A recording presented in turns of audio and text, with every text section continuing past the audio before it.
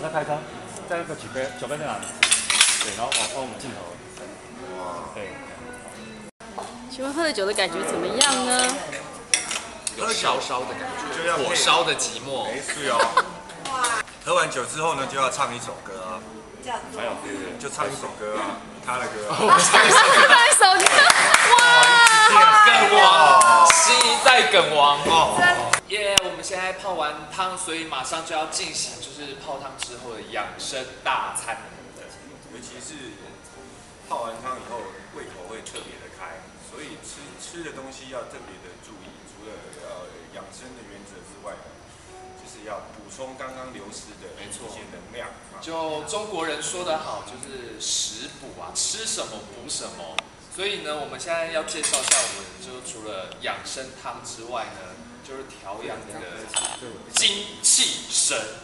然后我们的厨师特别为我们准备了就是一系列蛋白质的丰盛大餐，就是因为我们年轻力壮，正处于事业的冲刺阶段，所以我们要补充蛋白质，然后这样才会有就好的牛肉，还有呢，虾子、虾，还有鱼，对，陆海都有。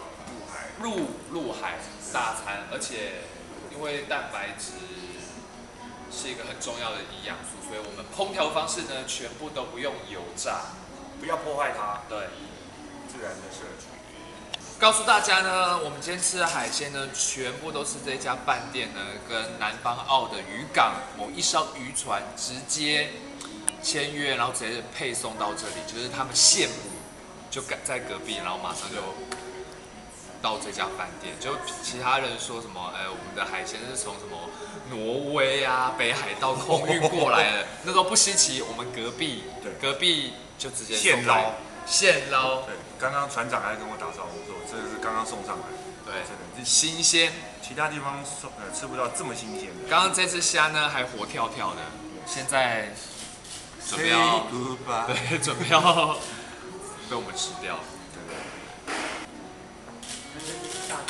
手上对镜头。